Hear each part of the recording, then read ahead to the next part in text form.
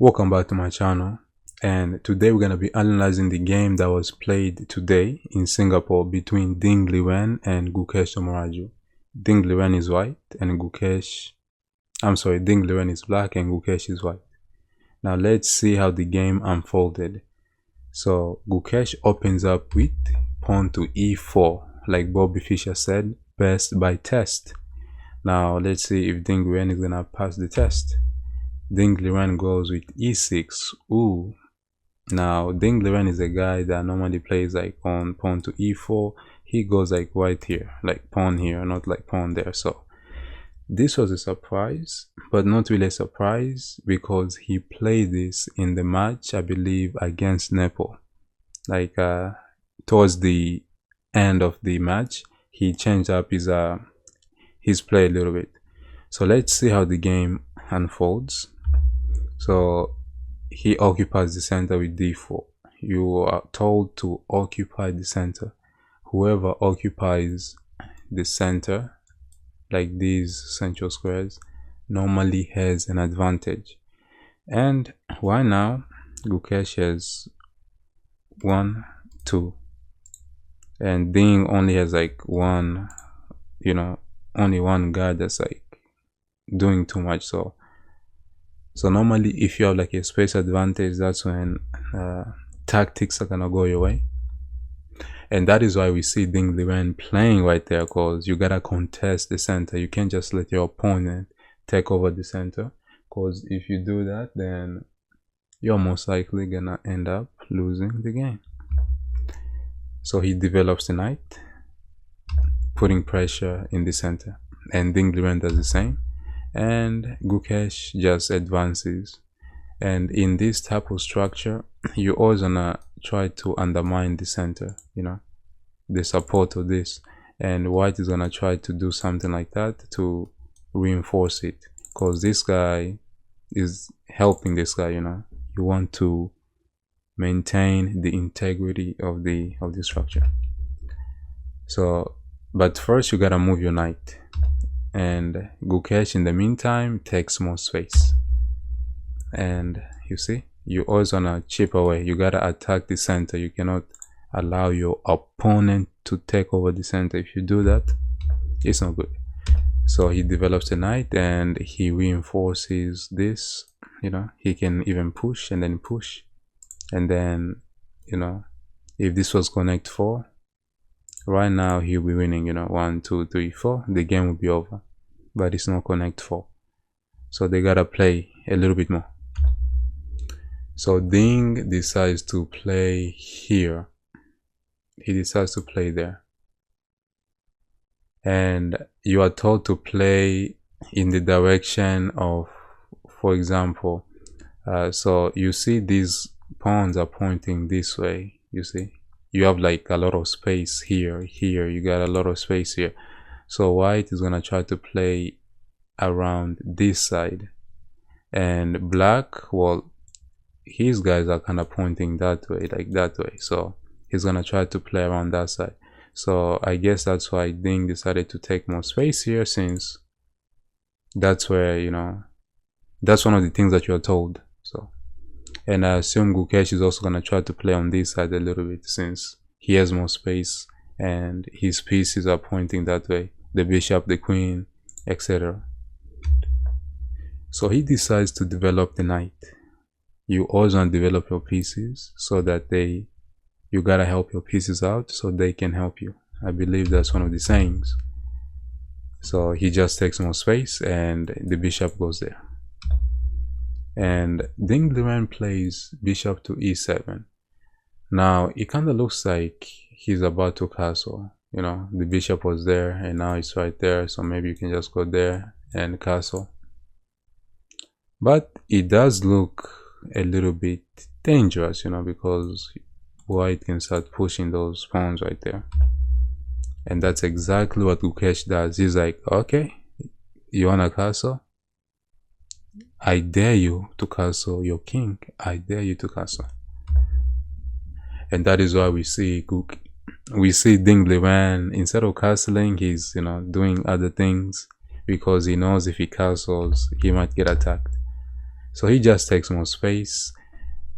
So this can be a weakness or it can be a strength. It just depends on what happens in the end game. It can be a strength or a weakness. It just depends. So instead of taking, he just pushes right there, and then he takes, and then he attacks the queen goes back, and then the knight takes, and then the other knight goes there. And he decides to castle. Now look at the time situation. Ding has 39 minutes. Gukesh has, he has like over an hour and 20 minutes. Now this says something. Ding was caught out of prep, and whenever you're out of prep, normally it's not a good thing, because you might get flagged. So he decides to put the knight on a good outpost, and he didn't want the bishop to be taken, so he just moves away. And also the bishop was hanging, so he could have defended it, but he decided to move it away, which is it's a good solid choice. And the queen goes there. He takes, and he goes there. That knight is in the enemy territory, and Ding occupies this semi-open, putting pressure, semi-open file, putting pressure on that little guy right there. And the other rook goes there. Yeah, and this is a very nice move. Not only does it prevent, like normally if you got a weakness, you want to push the weakness, you know, get rid of it. But you can't really do that right now, because for one thing, this guy will be hanging, and also it's somewhat defended, you know. 1, 2, 3, 4, we're defending it, you know, so you can't really do it easily. But that's the idea normally if you have like a backwards pawn. So he decides to, so if you actually turn an engine, right now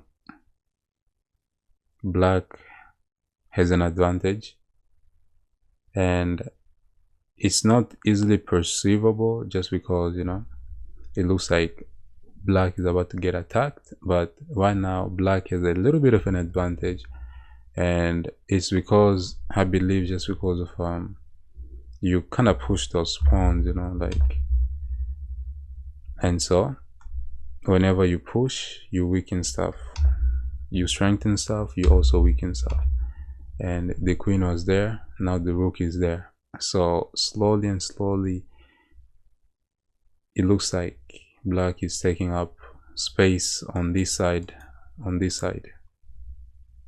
Now white is also trying to take space on that side, since that's where he's more strongest at, and he's also trying to open up that king.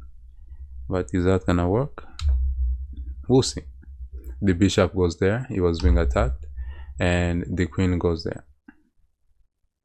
Now the reason that the queen went there is because if you played any other move, if you play like any other move, like right here, if you play like, I don't know, like king there or something, because you want to move your bishop, then black can take and then take.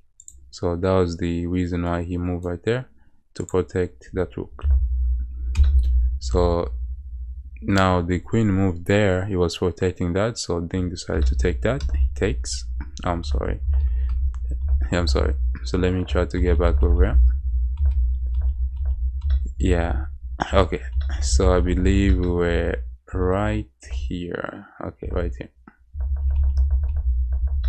The rooks were traded, and he took, because Gukesh, the reason why he took is because he sees that he's trying to create counterplay. Like whenever you're getting attacked, there's two things that you can do. You can try to create some type of counterplay, or you can try to trade pieces. If your enemy has no pieces, he cannot attack you. And also you can also create counterplay. If you can somehow attack your enemy while he's attacking you, you might defeat him first before he defeats you. So that's why he's trying to open up the king somehow. And he attacks the queen goes back. And notice that even though he has 1 2 3 and he has 1 2 3 1 2 3 4. Oh wow.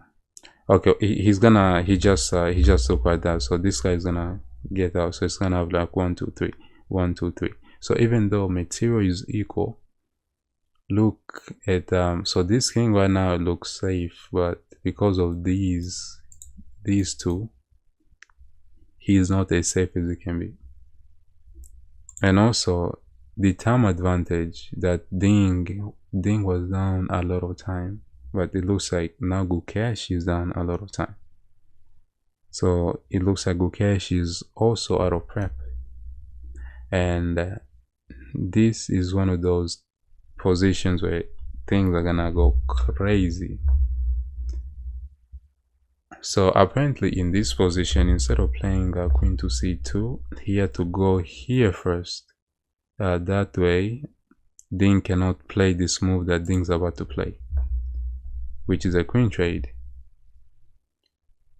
Ding knows if he can get rid of the queens, like he's up more, like 1 2 3 4 5 6 1 2 3 4, he's up 2 pawns, and he knows if he can somehow trade the queens, he's most likely gonna win the game. And that is why Gukesh says no. He's like, you wanna trade? Okay. And finally the king decided to castle. After all the craziness happened, the king finally decided to castle. So let's see what's gonna happen. So he needed to play this move for right there, like a couple moves before. Yeah, but it's still okay though. But right now it's a little bit, it's looking a little bit worrisome, just because of everything that's happening. So he decides to bring the knight into the game, and he goes queen to e3. Ding decides to trade.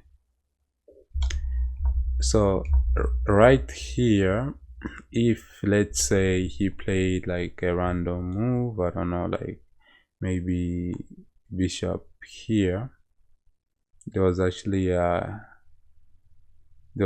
some type of threat, I believe. Was it in this position? Yes, I believe. So I believe the threat was, let me see the threat, but yeah, there's like some type of like you take and then he takes, and then you go there or something.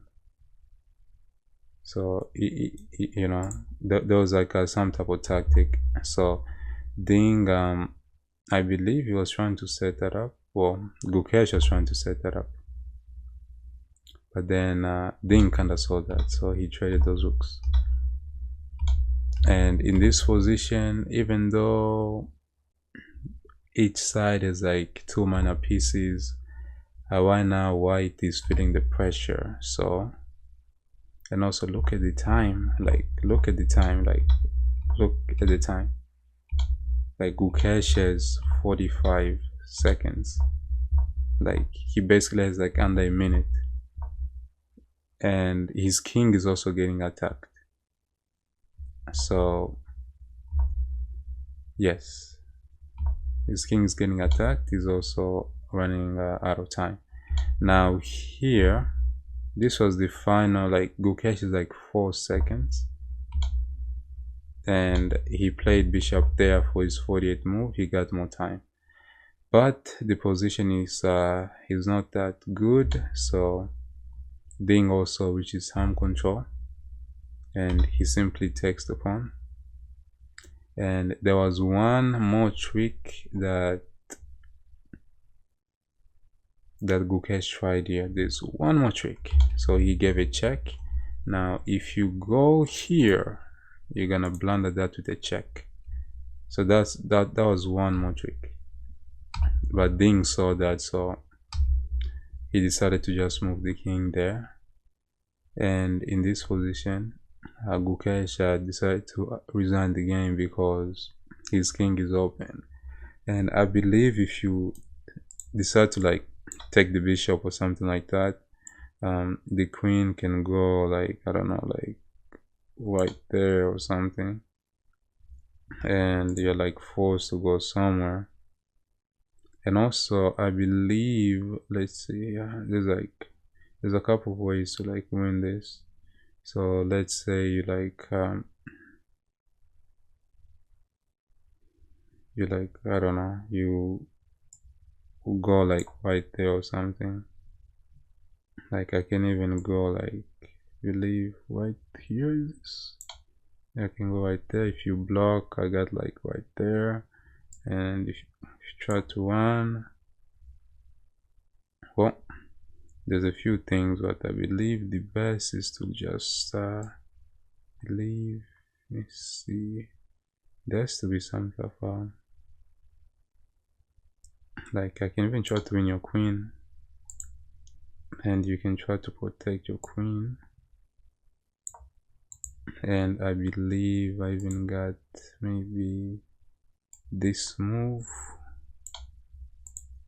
Got that move. Okay, I don't got that move, but anyway, so there are some like tricks that you can do, things like that. And you know, okay, I guess you know that works out because you know, because of that. But there are things that you can do, you know, you like try to go there, like I give you a check and you can take there, but you can try to go there, and you know, I finally take because of that, you know. So he decided to like call it a day, you know. So anyway, this was surprising just because of the way that Ding was playing. It kind of looked like he was struggling a little bit, and a lot of people expected him to lose the first game. But this was a surprise that not only did he have the black pieces, he managed to win with the black pieces, which is, you know, I guess that's something. Anyway, so this is game one, and game two is gonna begin tomorrow. Yeah. Well, if you guys enjoyed, be sure to just leave a like and just share the video with other people. And I'll see you guys in the next video.